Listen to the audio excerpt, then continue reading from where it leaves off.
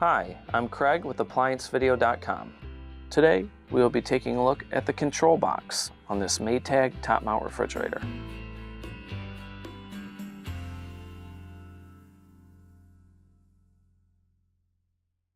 Stop! Before beginning any repair, always be sure to disconnect the power to the appliance.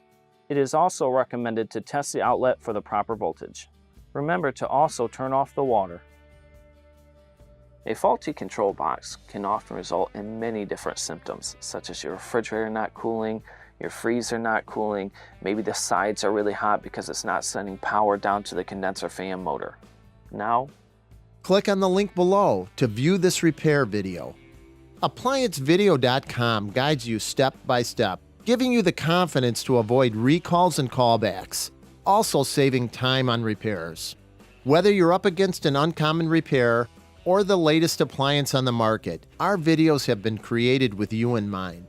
Our growing library of videos have been produced using our factory-certified technicians who have extensive infield experience over the past 30 years. ApplianceVideo.com provides high-quality repair videos that anyone can follow, regardless of their skill level. We are here to help. Click on the link below to view this repair video and let us help you do it right the first time.